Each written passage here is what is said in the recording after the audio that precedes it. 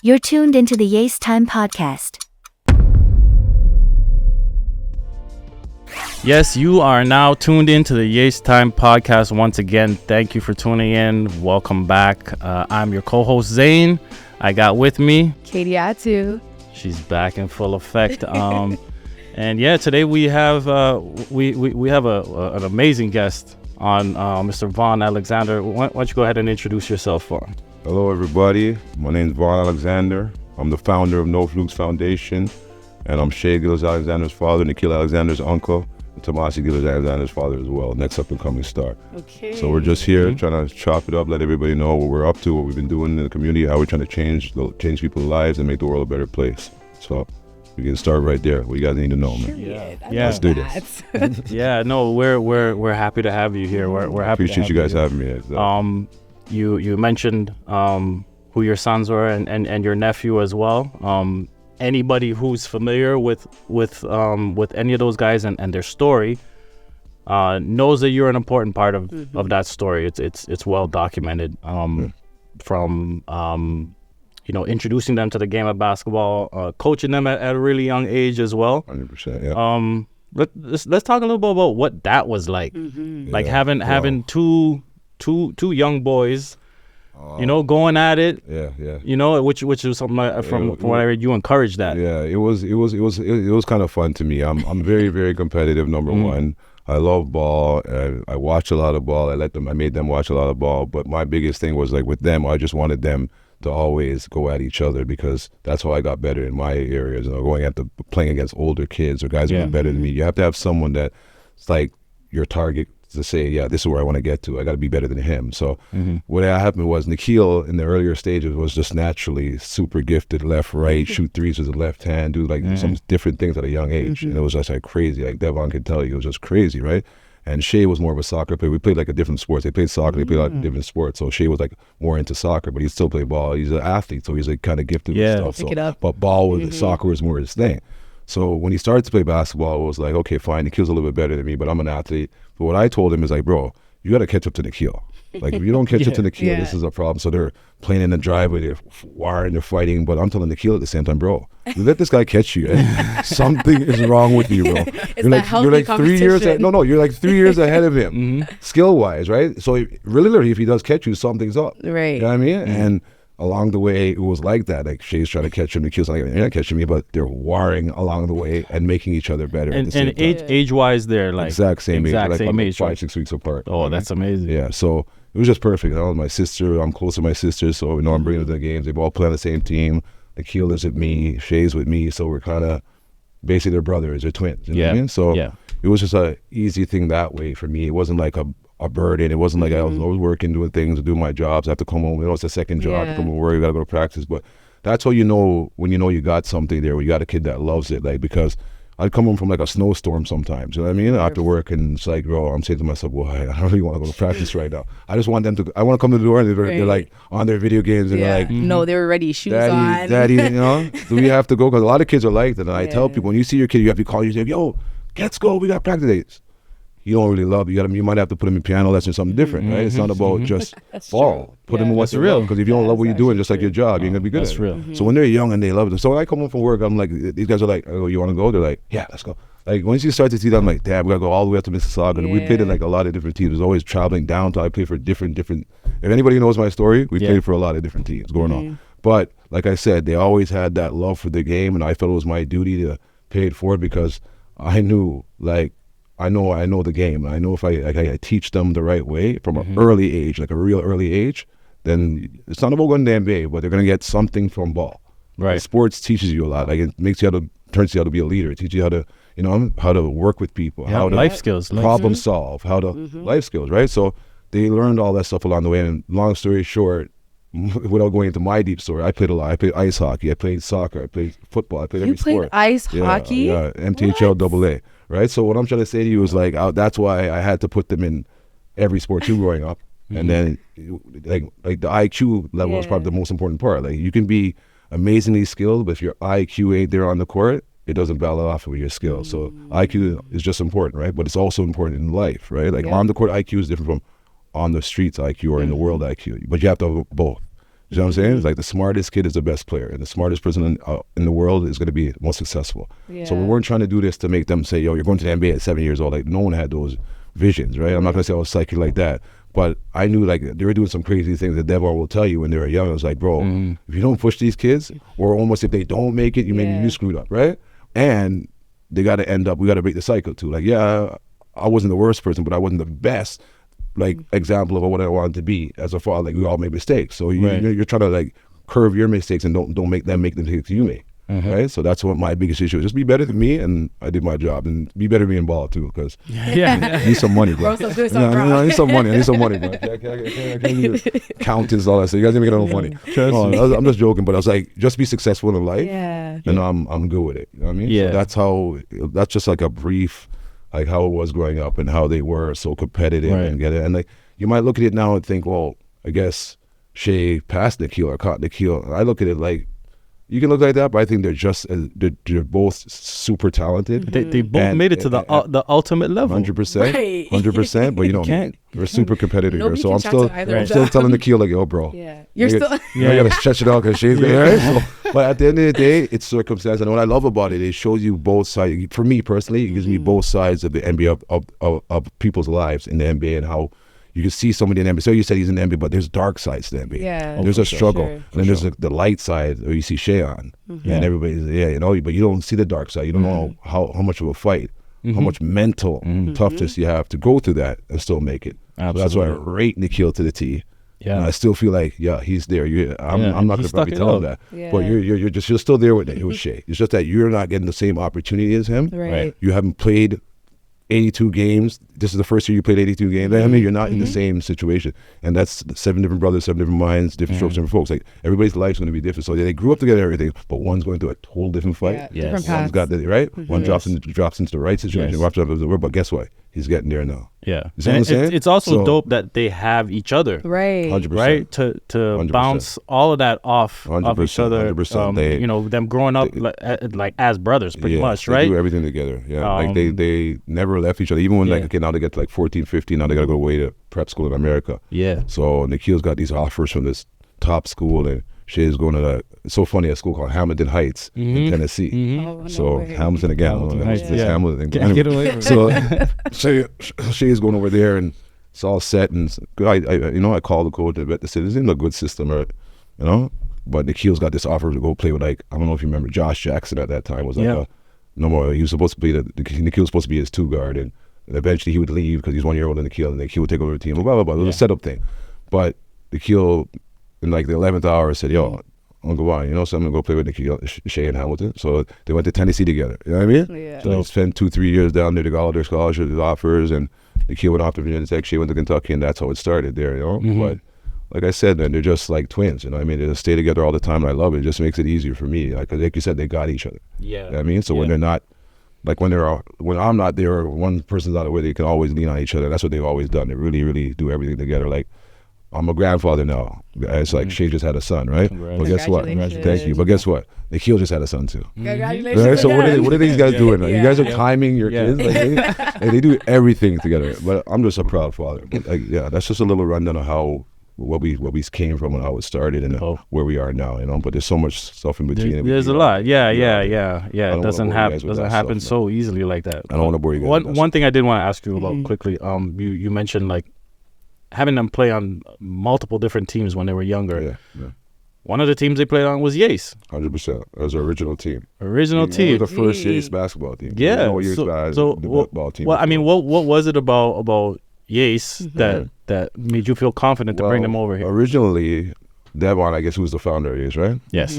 I went to high school with him, right? In Vanier, and we won a high school championship. And I'm not going to tell you a year, but we won a high school championship back in the day, right? And Devon was going to this Vanier at that time, and we would pick up after school. So I know Devon, we play ball together, right? Yeah. So fast forward years later, I got kids, and then Devon has kids, and then I think we were playing SBA. That's what was going on. We played for SBA. I think Nickeil, which is Devon's son, played for SBA, and we were playing for SBA. And we're like, bro, it's not working, right? And Devon's like, don't worry, I got something coming up. Hopefully it's gonna go through, but we're gonna have our own team next year. I'm saying, that would be good. He's like, yeah, you should do, we should do this. And then it came through, and he's like, yo, I want you to help me with this age group team, which was Nickeil and Shai and Nickeil. Remember, Nickeil's the same age as Nickeil and Yep, Shai, right? yep. And then he had a 1 year older team, which my brother now has a son that's 1 year old. So my brother was on my brother's son was on that team. So me and my brother, then he's helping with that team. I'm helping with this team, but. They wanted us to be like more like coaches and stuff. But like I said, we're doing all kind of stuff them time. They were all over the place. And I didn't really want to be that dad that's coming in late. Yeah. You know what I mean? I mean, sorry, the coach that's coming in late or saying, yeah. because I hate that stuff. Like I actually, that's what I'd say. We left a lot of teams. I actually dealt with a couple coaches because I'm like, bro. I take not this committed serious. enough. They were Not not committed serious. enough. You're not Yeah. taking this serious. Like some coaches are not coming to tournaments. Like I can't come to coaches. I'm going to send somebody to coach the game. Yeah. No, Like I'm like, no, bro. You know what? Like. You're We're not gone. serious, yeah. You know what I'm saying? Because I'm trying. Like this is not, like I said, it's not about NBA. But guess what they're gonna get? They play the game the right way. They're gonna get a scholarship. Right. They get a scholarship. They're gonna get out of here. The education. Get out of here. They're gonna be a little bit better than me. And that was what the goal is. Like if we can get all these kids scholarships, Yeah. Yeah. the NBA is gonna come by default for some of them. Yeah. Right? But there's only 453 kids in the NBA, like stars. Yeah. Yeah. So we're not. Exactly.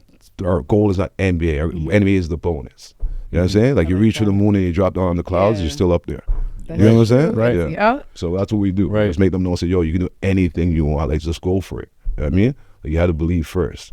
So that's what we teach them. And I mean, I believe that people got to talk to your kids like that early, like real early. Because now you got this social media stuff. Like, it's just damaging them, right? It's damaging our whole society. It's damaging big people, right? You see them suing facts. TDSB, suing all kind of people now. And TikTok, is that right? Because at the end of the day, it's damaging. I feel like social media is going to be something that I feel like in maybe 5, 6, maybe even sooner, we'll be saying, oh my God, like this is the devil. Oh my God, this is like crack. You know what I mean? People are already saying it.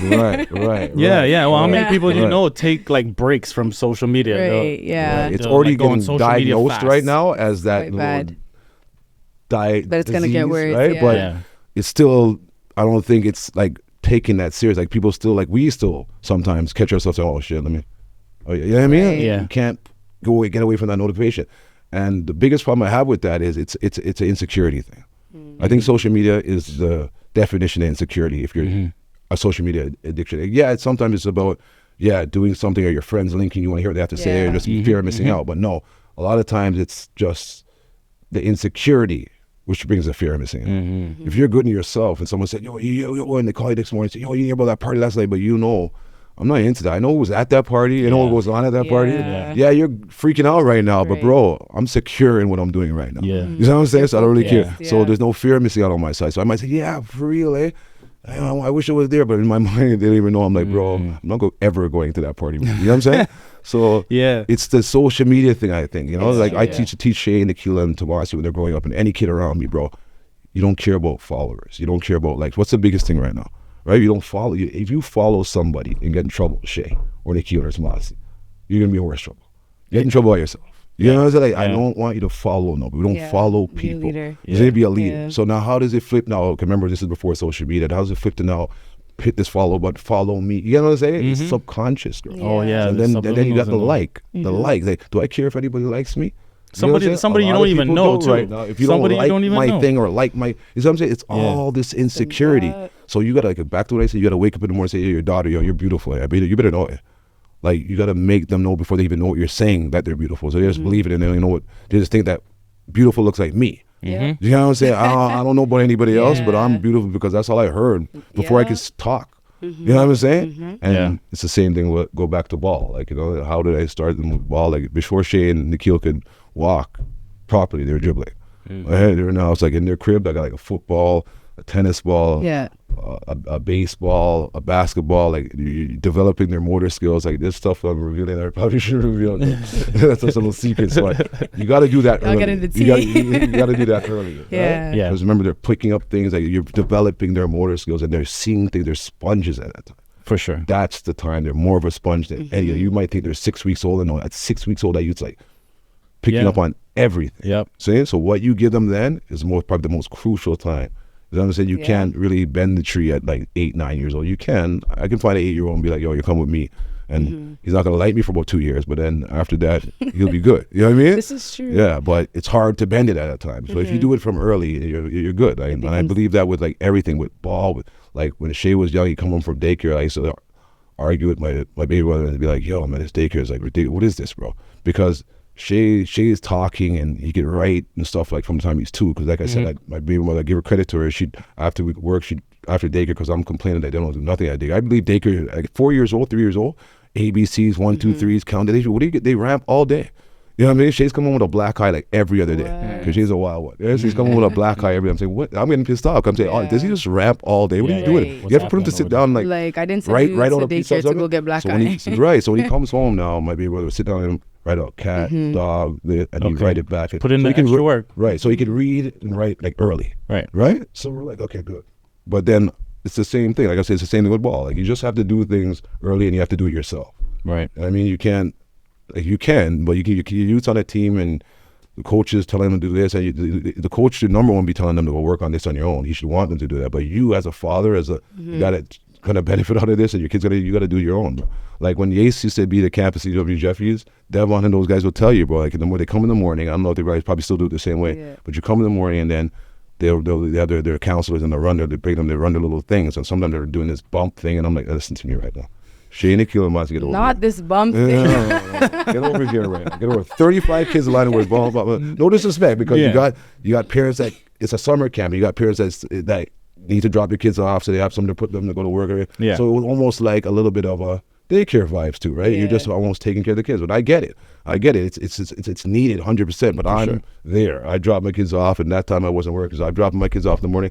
I'm staying there till like 12 and working with Shai and Nickeil on the and then at 12 they go upstairs and do the classroom academic shit. Right? So I'll go in the kitchen. I don't know if you remember Smiley is a cook them time now. Eat some good cooked chicken and all that. And then flash out and come back like 4 and pick them up. I did that every day. But like I said, it wasn't because I was trying to be over controlling or this. I just seen that this is like more like a camp. It's like a daycare. No disrespect. So these kids, remember their skill levels at a certain level. I had to go get them some challenges. No, boom, throw on your back off the wall. Round your back off the wall. You gotta push them because they're just gonna be there. It's like okay, when Shai was maybe about 9 months, we took him to the doctor, and the doctor said, yo, like once again, they seen his motor skills, and he could pick up a pen and he could do certain things where they're like, yo, this kid's kind of smart, like close to genius. So you gotta put him in Montessori and all that. So that stuff's expensive. And but the thing he said to me that stuck with me is that if you don't do it now, he'll always be smart and everything, but he's gonna be smart like the regular smart person. He's gonna come down to a grade 6 smart, or right now he's at a grade 9 smart. You know what I'm saying? So you gotta push him. You gotta send him to Montessori. You gotta do it. It's gonna benefit you. Trust me. The kids.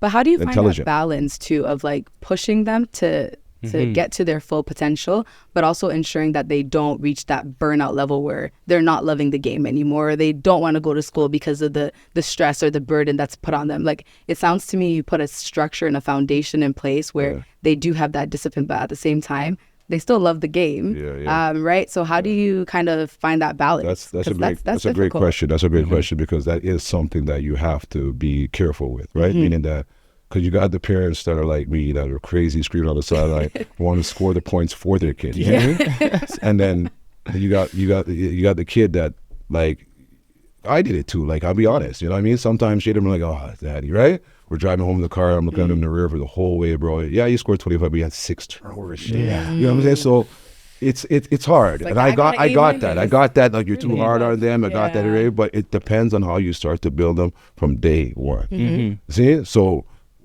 when you deal with them a little aggressive, they know it's love. They know that's just daddy. They know he talks kind of hard to everybody. They at McDonald's, he's like, where's the Big Mac? I've been waiting for like, he talks hard to everybody. He doesn't really mean bad by it. So I kind of get desensitized by it over time. Maybe the first time you talk to them aggressive, they're like, oh shit, but they hear your voice. And it's still to this day. Right? She'll hear my voice like, daddy, what's up? You know what I mean? And me too. I hear my dad's voice, I'm like, yo, what's up, dad? Like, it's just a thing, but you know what it means over time. But back to like kind of what you're saying of balancing it, like, it's like kind of what I said earlier. Like, wait, I don't know if I said that when we were talking earlier or not, or maybe I said it 20 minutes before we started talking. Yeah, because you're dropping gems before we press play. I think you kind of have to like look at a kid that you go home and you come home from work and he knows he has practice at 6 o'clock, right?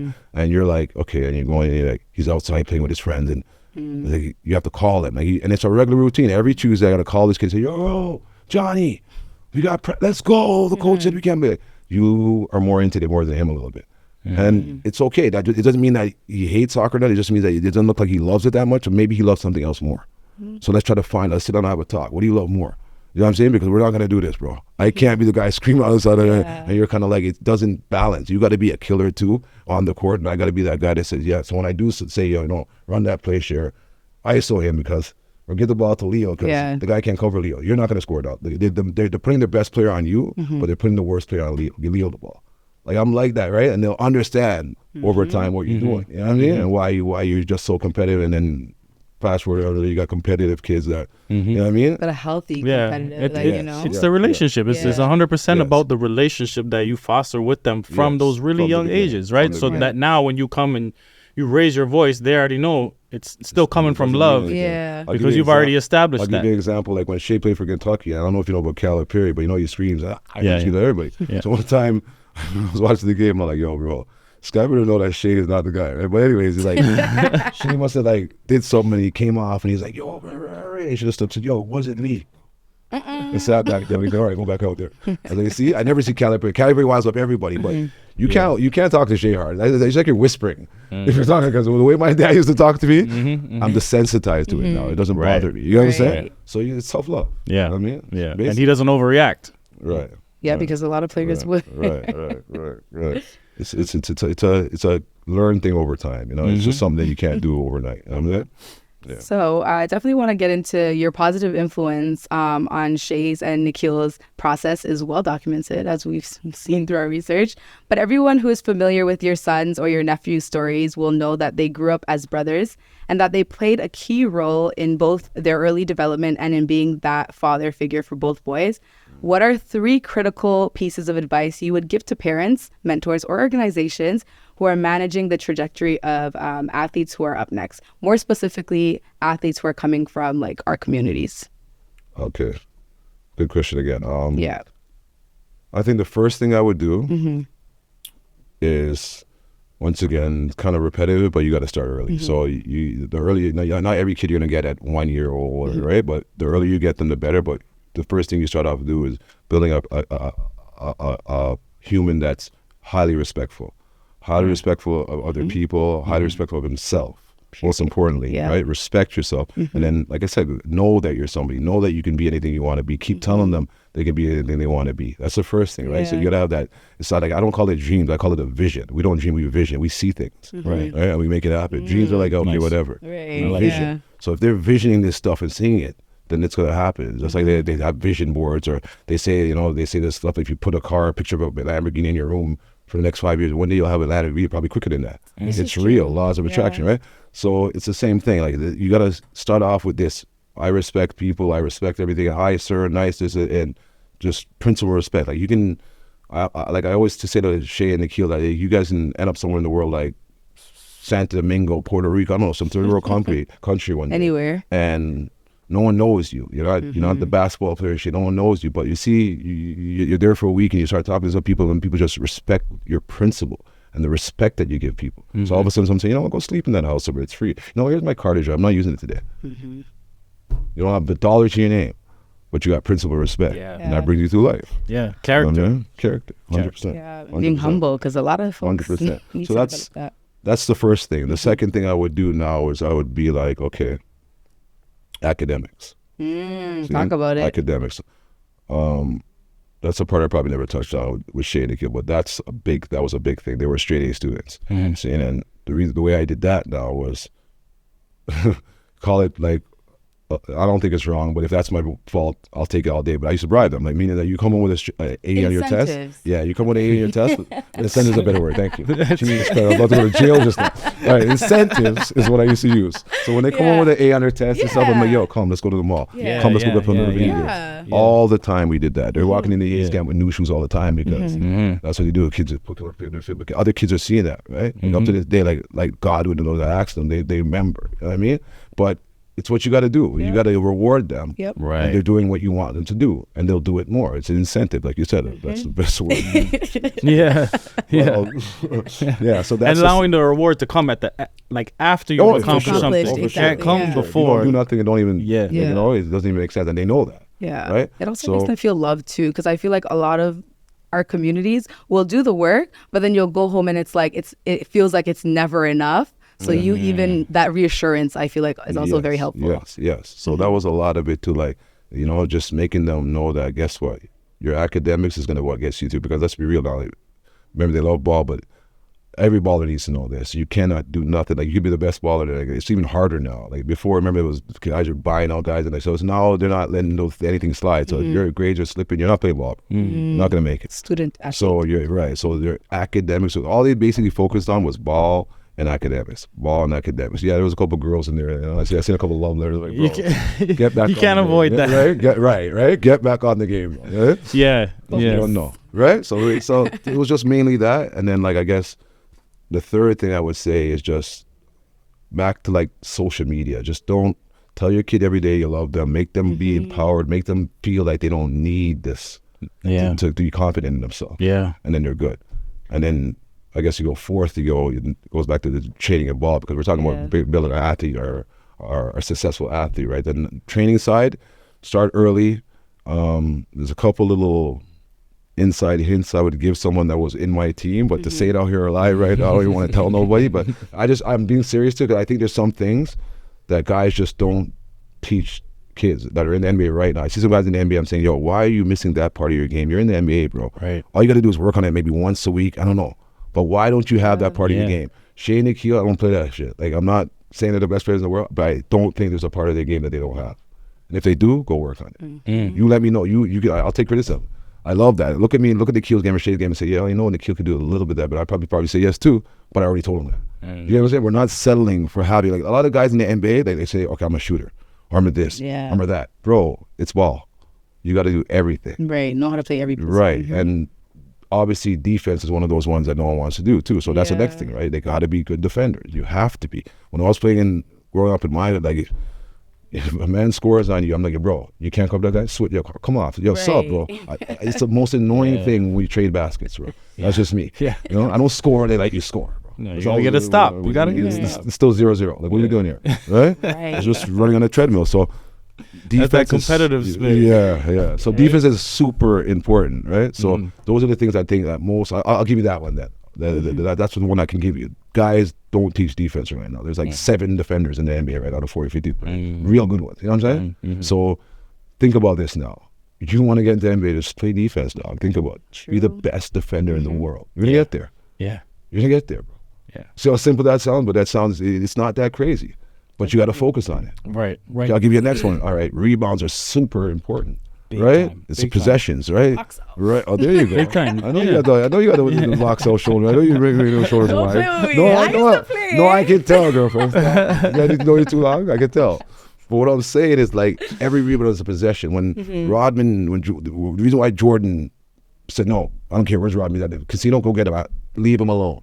Because when I was 19 years old, it's like, here's Jordan. Here's Jordan. Clear possession. And there was an extra possession. That's how he's going to score his 40 points. He needs that. See? So, again, if that's so important to the game, there's only like about 20 guys that really say, I'm going to be a 14, 13-point rebounder in a game. Like, Rodman wasn't 7 foot, he was 6'9". It's a will he had to rebound. So if you tell yourself, if even 6'9". There you go. So if you tell yourself that I'm going to be the best, you could probably do it. I could probably get you there as a rebounder if you just say, yo, bro, I'm not, because it's a concept. It's like you see the ball go, but what a lot of kids do, I don't understand. Maybe they're teaching it, but I don't understand how there's so much, like, lack of fundamentals in the NBA, like the best place in the league where you have to, they teach you fundamentals to get there, right? And then when you get there, there's so lack of fundamentals, you know what I mean? So why are we not rebounding? No, if I want to get minutes on the floor, I guarantee if I give you 14 rebounds a game, they have to play me. Now, do you think that's like coaches at like maybe NCAA level or AAU level just not focusing on I think it starts right from grassroots, like, you know, and it goes up. Some, like, they start, obviously they tell you box out, and then when the game starts to play, the coaches even get as a spectator sometimes. Like, I watch this. I'm very picky, bro. Like, coaches have told me, no, we don't want you to practice. You know what I'm saying? But I'm a watchdog. I'm training my youth. So, like, this is like when people go to piano recitals and what they take it serious. Right. For sure. This is ball. This is serious, and you see why now. You know what I mean? For sure. It was serious. But, like, if you the ball goes up or something like that, the concept is, like, you don't care about the ball. Find your men, just put a body on. Exactly. Like, people look at the ball every time. Watch it. Just watch a game. As soon as No. Once you do that, you piss me off. Once you do it, you haven't been taught right. You're done. You know what I mean? But look how much people do that. Yeah. Those are the type of things I'm talking about. Yeah. So there's little things that you could put into a kid and say, yo, bro, point. don't do that, or else you can't come to my car tonight. Like, you know what I mean? and they'll and they'll get it after a while. You know what I mean? But it's gonna make them different. Yeah. Right. It's gonna make you non-expendable. You can't trade this guy. And it's gonna come natural too. Right. And then once again, early. So now you're doing that from 6, 7 years old, boxing out people and just doing the right thing. And then no matter your skills, over time, you're going to get skillful. You know what I mean? That's what I'm working on your skill. But it's this. I'm trying to make your brain, like, you know, wiser than the average 6-year-old. You know, so you're always like a few years wiser. So then when you get to be a man, you're just a man. You know what I mean? It's not like a culture shock where it's like, oh my God, I'm a man now. No, I've been doing this. Right? So it's the same thing with ball. Same thing with life. Yeah. So, based off of the data that we have, it's telling us that only 3% of children and youth from underserved and under-resourced communities get a chance to play organized sports. Yeah, that's probably 3%. That's probably right. Which is crazy. That's crazy. It's actually crazy. And that's basically why we're doing what we're doing. It's why YAACE is here. Why, you know what I mean? Because without this, without YAACE, it's impossible. And like I said, I have to big up Devon too. Like you even said, why did he even choose to come and use YAACE? Because just because Shaden played, because also I knew Devon, and what Devon was doing is a great thing. Like you're not going to save everybody, but you save one, you're doing a great thing. Right. And he's been doing this for a minute. So now you fast forward a few years, when we used to play with them, I got a little success in what my kids are doing, so we got to pay it forward now. It's time to give it back. So I came to YAACE first, you know what I mean? Other people I've talked to, I'm going to go to do other preliminary rounds in Scarborough, one downtown, so I'm touching out different areas, but I'm gonna touch my original area first. Yeah, no? sure. That's what we do. Sure. Well, we are gonna get to the event just now. But specifically to that last point, through your foundation, like, do you have a plan in place to start 100% to get these kids from these type of communities 100% these accesses? 100% I do. Without getting too much into the event, we're going to touch on it later. But we're gonna get with this event that I'm doing called Shoot Your Shot, I'm trying to raise $100,000 so 100 kids can play ball for free. So that's obviously right there, 100 kids, hopefully more, who we'll see playing ball for free this year. And then we're trying to have it subsidized through the OBA, so it's a little bit cheaper. Maybe they get shoes too as well with it. So that's going to make a difference. Even just 20 kids actually come back the next year, because it's all about, that's the next thing. It's all about retention. I like to pay attention to what happens after. A lot of people do things. We do these things and we do these charity events. And who came back? Who got better? Who decided to go back to the streets or get worse after our event? And then I'm gonna look at that and be like, you know, I gotta do something different. I'm gonna do this event, but I'm not gonna do the exact same barbecue because it's not working.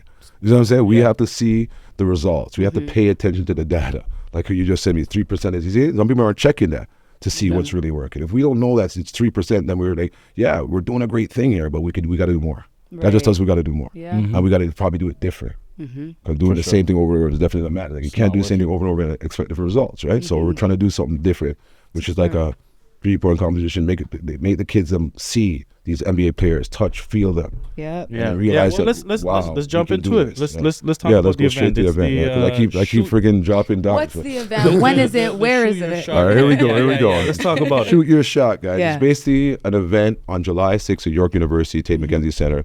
I'm trying to give the regular Joe a chance to shoot their shot against an NBA player. So it's a 3-point competition and a dunk off. The dunk off is just going to be NBA players and maybe a couple, like I said, Joes going against. I'm trying to get a couple show dunkers too, and that's going to be like a little show thing, like an all-star weekend. The 3-point competition, same thing, like an all-star weekend, but once again, guys and girls inclusive. I'll have 10 to 15 year age group, and I'll have a 16 to 21 age group.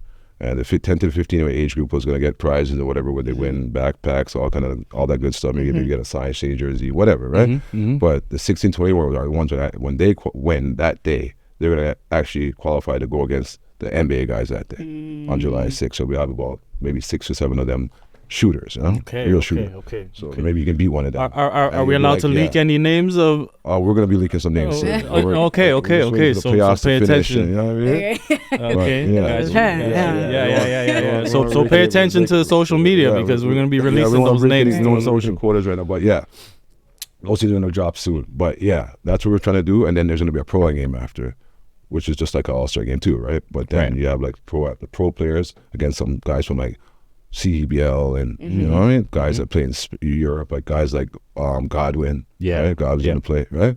Stuff like that. So they'll get a chance to play against NBA, they'll get exposure for themselves, right? And then exposure to see it and make people know what's going on in the city with ball. Know that we got ballers over here. And then once again, like I said, the younger kids will be like, yeah, man, I can do this. Just like what you said, you see, you can be it, right? So that's what we're trying to do. And then we're also got a financial literacy program scholarship. So we're going to take about maybe 10 to 15 kids, and then they're going to go to a financial literacy program. But that's one of the biggest things that they didn't teach us in school. You know that. 100%. Trigonometry, just that, bro. How about financial literacy? Right. So we're getting on that. No, we're getting on that. Financial literacy, mental health, career education. Like we're trying to, academics, we're trying to do all that. Like I told you, academics is one of the biggest things for Shai and Nickeil and Tomasi, right? And so I know that's not partially, like one of the main reasons why they made it, right? So I'm not going to leave that part out for sure. It's true. It's very important. We're talking a lot about ball. Sorry. We're talking a lot about ball and everything, but I don't want it to be overshadowed with just ball. It's actually a career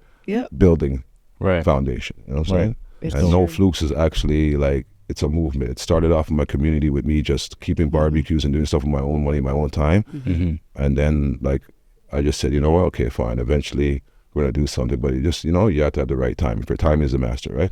But we're always doing stuff with our own money. Not just me, a couple of my brethren that felt the same way like me, like, yo, let's give back. Like, right? So we did a lot of stuff. We painted the courts on top garage, like our courts up. And we did a lot of stuff in the community before Shai was in there, before we even knew about no NBA stuff. So this is not no fluke. This is not, no pun intended, it's not we're just running in right now. We've been doing this, right? And No Flukes actually means something. It stands for something. It's like never opting for less.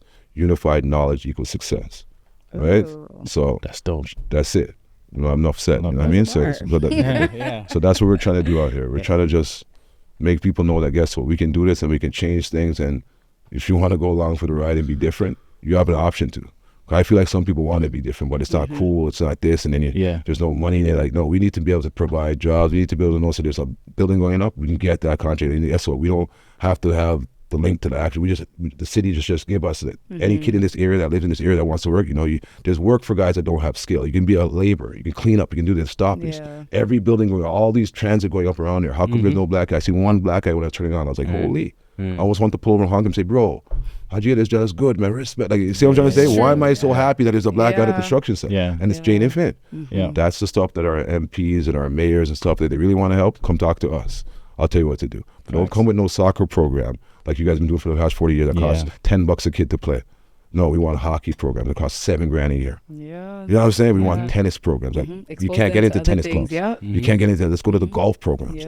Those things cost way more money and way harder to get into. So that's where we're eventually going to go with this. But we're just starting with we're just starting with what we know and what we can do, and but when we like next year, this is gonna be an inaugural event, and it's gonna get bigger and bigger every year. Right? So it should be real good. We're gonna have, like I said, we're giving away 100 backpacks too that are stuffed with stuff, and we're giving away hopefully the prize. We'll have a surprise prize. Put it that way. Something that will make you be like, yo, I'm coming back next year. So that means everyone's coming back. Or some kids gonna be like, yo, you know what I mean? Hopefully, that's how it should be. So okay, let's talk a little bit more about the event.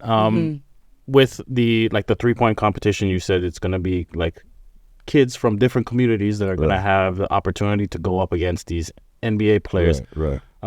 What's the selection process like? And can you talk about the pre-events that are gonna happen, the sessions that are gonna lead up to the main event? Perfect. I need to talk about that. I need to let them know about that. Well, right here, June 7th, we're doing 10 to 15-year-old pre-qualifiers. So the Raptors are doing something here, I think, that day as well. So comboing it with we'll be here with them. We're going to combo it, and then what we're going to do is we'll have the 10 to 15-year-olds. They have to qualify. They have to hit 15 out of 25 shots. Okay. I want this to be competitive. I want you to actually feel good when you win too, not just like a participation thing, And it's like I said, in life, you work hard, you get rewarded. Right? We don't give away like participation prizes. You know what I mean? We do give you stuff for coming to the event, but we're not gonna say everybody it's the same. And no, you got to win, and we want you to win and feel like, yo, you had to work hard. Like, go work on your 3-point shot. Come to my event type of thing, right? So That's it. And then, like I said, if I go to a area and no one qualifies and the highest score is 14, give me everybody with the highest score. You're coming to my event. Right? That's how it goes. But then the 16 to 21-year-olds, I want 18 out of 25 shots to be made. Okay. Right? Because once again, you're going against NBA players. Right? So is it both age groups that are going to be able to go against? Okay. No. The 10 to 15-year-olds, they have their own little competition. I don't want them going against the NBA guys. Right. Chances are, unless they're sick, a 10-year-old. If I feel like,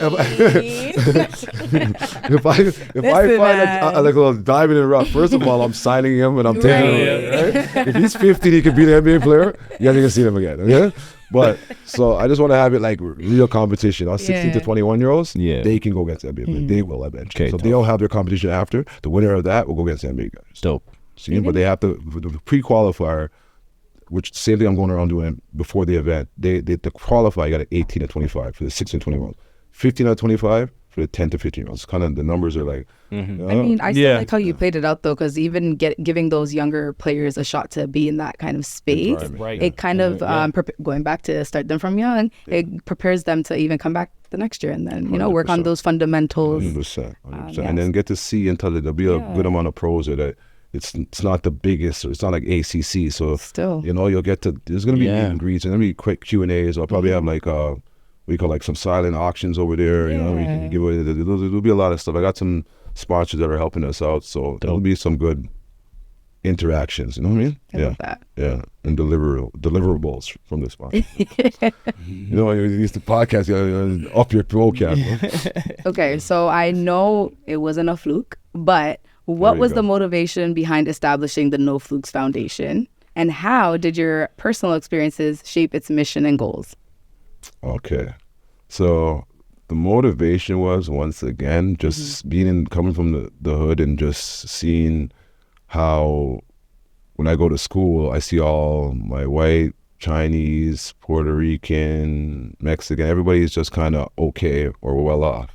And all my guys from the hood, whether you're Indian, black, you're all not well off. It's a hood thing. It's a poverty thing. It's not even a race thing. It's a poverty thing I'm figuring out at a young age. Because I was weird. Some kids are thinking about G.I. Joe, what time G.I. I'm sitting down thinking, what am I going to be when I grow? Like, how come my brethren are rich? And I'm like, I thought about things like that. You know what I'm saying? And my dad was like a guy that owned businesses. I have to give a lot of credit to my father. Why the reason why I remember I told him I played hockey in the hood when I was 9, 7, 8 years old. That's not normal. So I give that to my dad, right? And that's why I say, if Shai's not playing golf, what am I doing?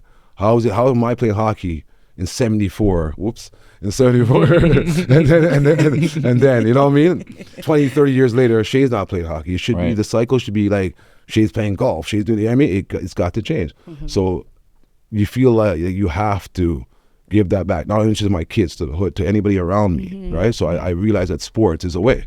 Sports made me know that I'm a leader. I was already that guy, but when you're playing sports and you're the best on your team, you're best in soccer, you're getting all the girls, bro. Stop this.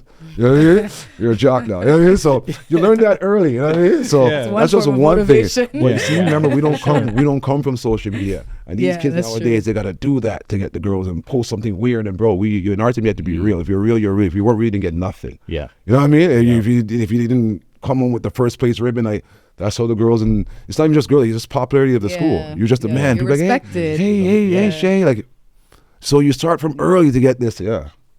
Your chest is kind of puffed out. But what do we try to teach kids and get them away from social media to be that way? So you can do it right through sports and other things. It doesn't have to be necessary. It could be just extracurricular then. So like I said, piano, so when you're wicked at piano, and then it makes you feel good about yourself. But we got to find something that you're wicked at. So that's what my thing was. I realized that early. So that's why I had to start the foundation to say, okay, let me just start to do it this way through sports, and then obviously Shai and them get to where they get to, and it's just like, okay, this made sense. Yeah. You know what I mean? But this thing was founded in 2012. No Flukes was founded. So this is before we knew about the NBA, you know what I mean? But I kind of didn't know. Like, these kids are sick, bro. You're like, I don't want to say that. You can see it coming. I can say that now, but that's not really true because no one knows that, right? Right. But I'd be honest, I'd be lying if I didn't tell you, like, enough people didn't come to me and say, bro, keep those guys in ball, or what, like, like that kid's doing shit that men do. Yeah. It's true. So I would have really felt bad if I didn't push them, or where you want to go, strength and agility, like, all that stuff we did. Like, you have to. You have to go the full 9, and it works. You know what I mean? It works. I just feel like now is the time to go find a new Shai, find a new Nickeil. You know what I mean? And I think he's there. I think he's out there somewhere, just sitting right in front of my face. And just because we don't have these rules, we can't make him play for free. Like, the government should be doing that, bro. Once you live in Ontario housing, you don't pay for nothing. That should be like, what are we doing here? Right? Yeah. But what do I know? That's just me. So are you running? Just no. Just no. I just know 1 or 2 more votes. Don't worry, man. After this event, I'm going to have to pay a lot. Trust me. I'm going to run after this. I feel like you're doing so many amazing things and you accomplish so much, especially with your nephew and your son. Was there ever a point in your life where you kind of thought things were not going to go your way and you wanted to give up? And how did you push through that breaking point? Because like we all experience it at some point in our lives.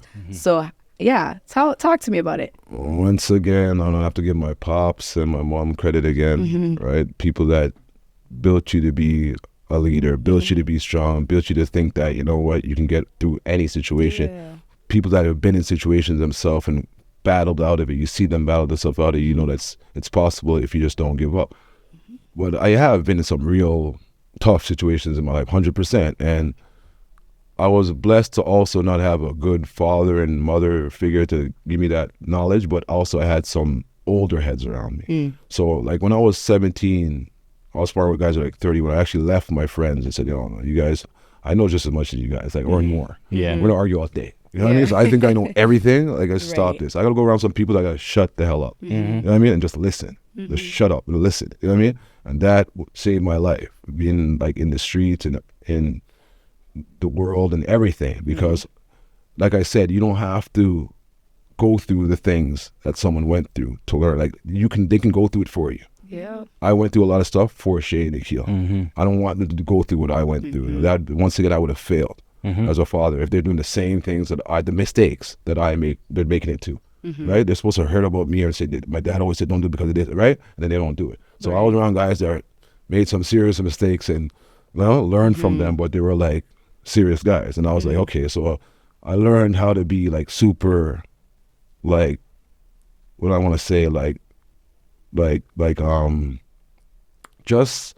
just like cautious then. You know what I mean? And like, a lot of stuff was going on in the streets at that time, but all my friends were going to jail. I was the only one that's slipping through a knot. You know what I mean? Because I was super cautious and wise and everything. Like I said, I stopped hanging out with my friends and started doing things the way elders were doing it, and it worked. And that's just one side of it, but I believe that in everything. Like, if you go around the people that are experienced, you're gonna learn it faster than just going to York University for a course for saying, no, I believe on hands-on.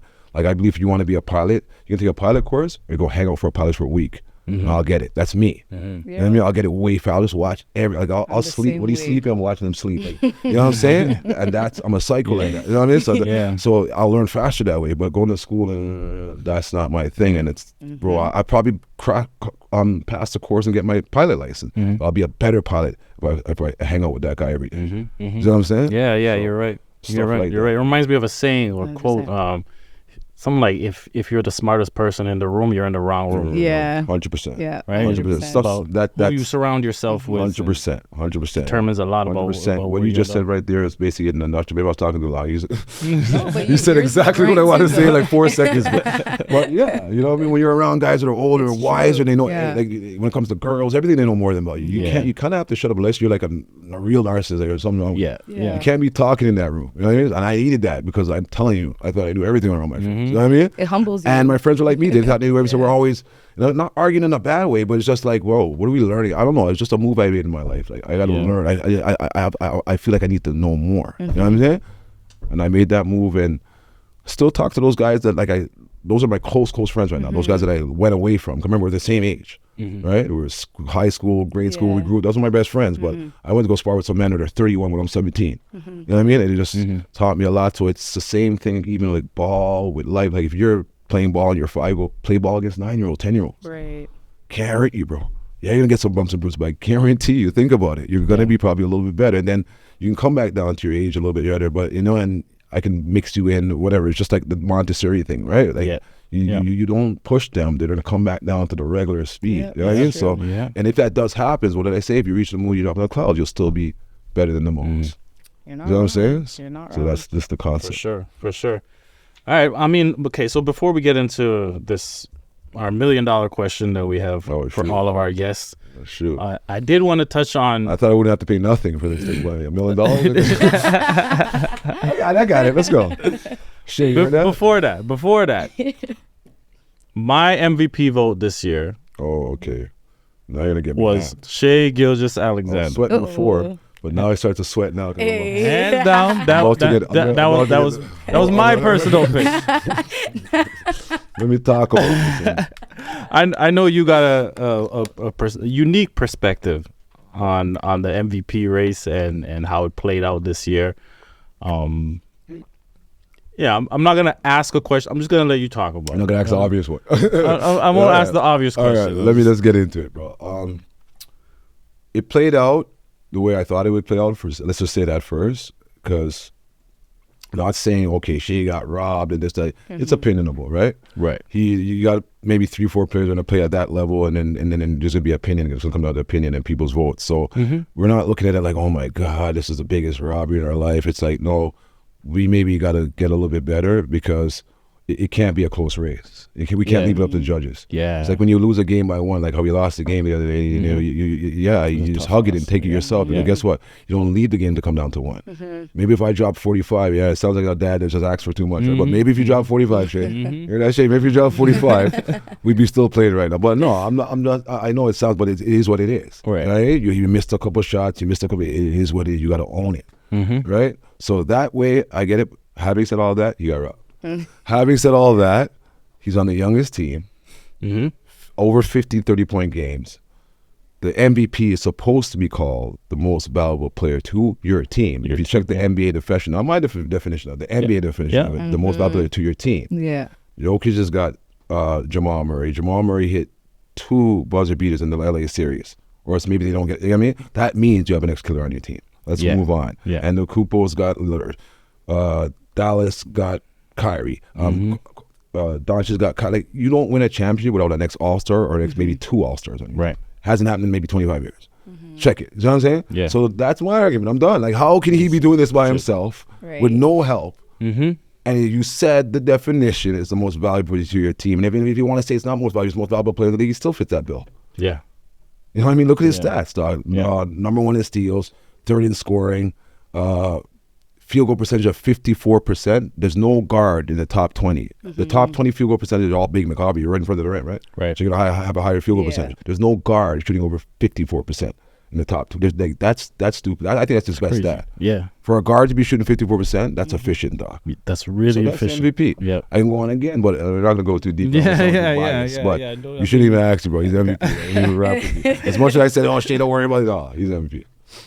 For sure, I agree. I agree 100%. As much as you said what you said, period. But at the same time, I like what you said in the beginning about how you're not making excuses. It's more so like getting out of that mindset of, oh no, like I didn't win, and you know, sulking and boohoo. And yes, you could still have those feelings, but at the same time, it's like mentally preparing yourself to go back and be bigger and better next year, right? Instead of sulking your way through the rest of the season or summertime or whatever off season. It's exactly. Yeah. So that's a lot of. Listen, man, that's a lot of things that folks don't necessarily take into account, especially these younger kids right now. I feel like oftentimes they'll see a loss as a loss, and it's the end of the world. Exactly. Instead of using it as fuel to actually come back bigger and better. 100%. So what's one piece of advice you have for these young kids who are playing in maybe middle school or high school, and they're losing games, but in their mind it's like, okay, I guess I'm not actually a basketball player. Like I'm not good at this. This is not for me. What do you have to say to them? My biggest piece of advice is, like, once again, broker stuff that I say to Nickeil and Shai all the time to this day, because it's really real. Just get better every day. So if you, let's say you lose a game or you win a game, even better situation, right? How'd you get better today? Reflect. Right? So I dropped 30 points. You still might not gotten better. Even though you had a good game, dropped 30, but I need you to get better every day. That's your task to figure out. Like, I'm me, everybody has their own personal thing. You know yourself the best. But you know if you got better. So if it's just shooting 40 threes or 50 threes or 100 threes, and last time you hit 47, this time you hit 48, I can live with that. Right? But don't leave the gym. Yeah. If you hit 47 today, don't leave the gym at 46. Okay, you're working on something different, your handles. okay, you're working on your handles. Tomorrow, I want you to tell me how you feel. Do you feel that you're a little, you might not be able to see it in a score. There's no scorekeeping on handles, right? But you feel it a little bit, your handles are getting a little bit better. Yeah. You've got to get better every day. Go watch the scoreboard. You know what I mean? Shai and Nickeil I don't think we ever won an OBA championship. I don't think we ever did.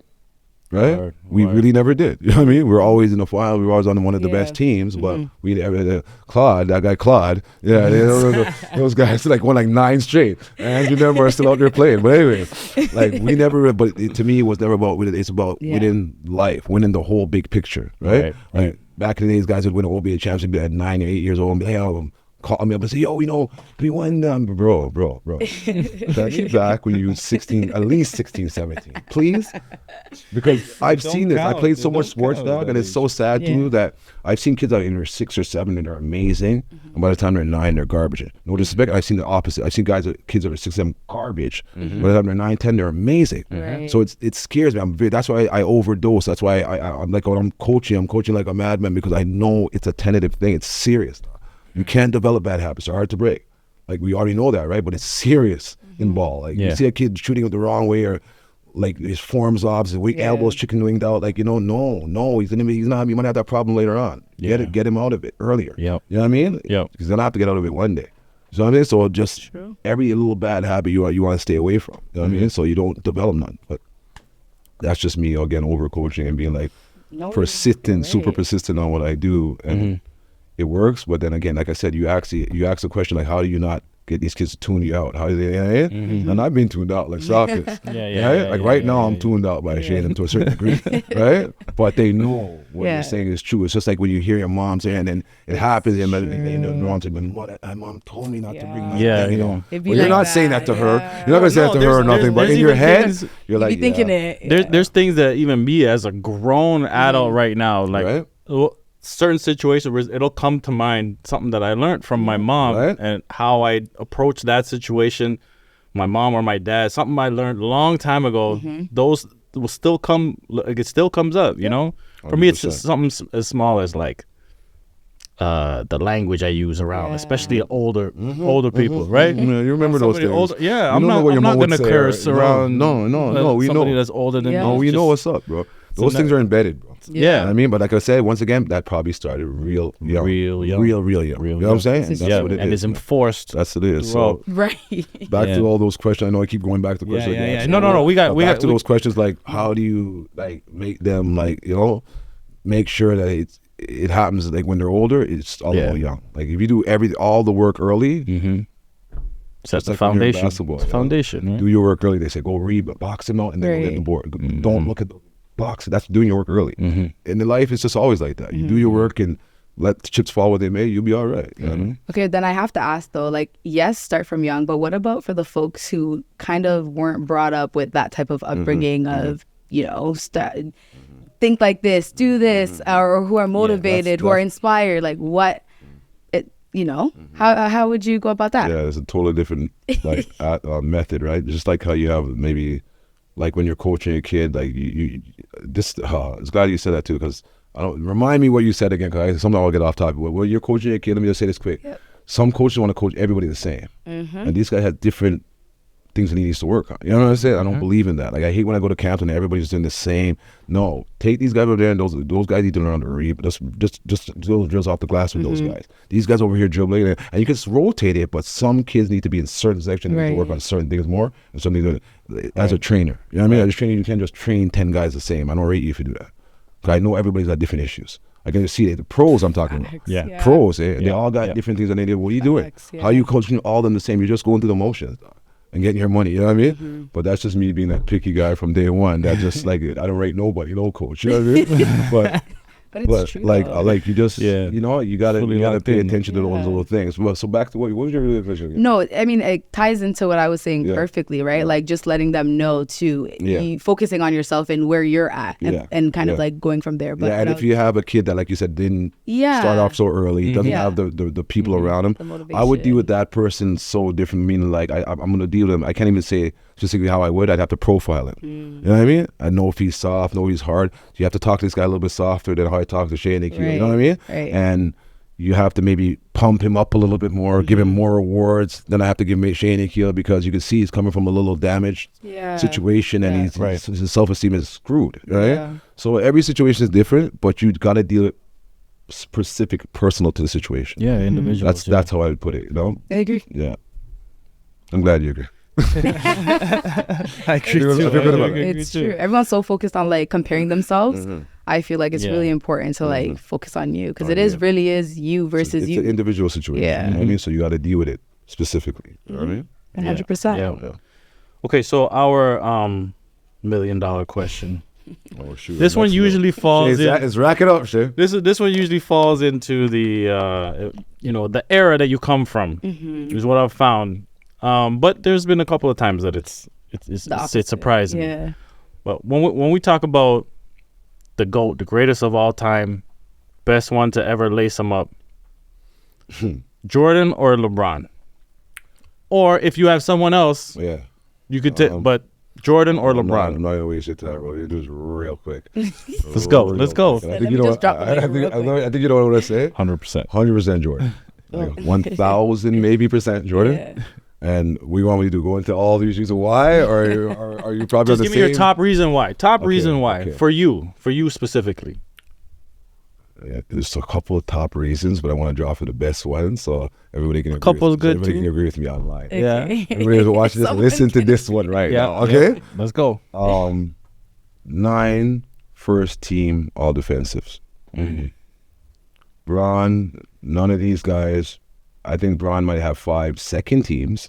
Do you get what I'm saying? Like, remember I said earlier on, I'm big on defense. Yeah. Every time you put the ball in the basket, you got to go back and play defense. So it's 50% of the game. Well, why do we all we care about is offense? And if you have to, by default, you have to play defense. It's not like you can get around it. Right? So no, my defense has to be sick, bro. Comes with the game. My defense has to be sick, just like my offense. So defensively alone, like just that. I can go with the other ones because I think he's better than him. I think he's more of a killer than him. Like if you need a bucket, you're going to Mike. Yeah. Stop this. And then if you look at Mike with hair, you ever see Mike with hair before he was bald? Anybody see that? Like I don't know if you can go over right now. Go on the Google Mike's highlights with hair. Just like Mike with hair. Yeah. Okay, that's when he dropped 37 a night. Like no, Brian. No.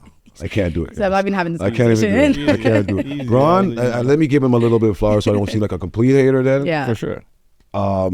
Longevity, you know what I mean? Broke all these records. Unmatched. Actually won a championship that I actually rate because a lot of them I don't know that he won. But see the one he won when he beat Steph Curry. What was the one when they was it the 3-1 comeback or a 3-2 go? He did something. Which one was it?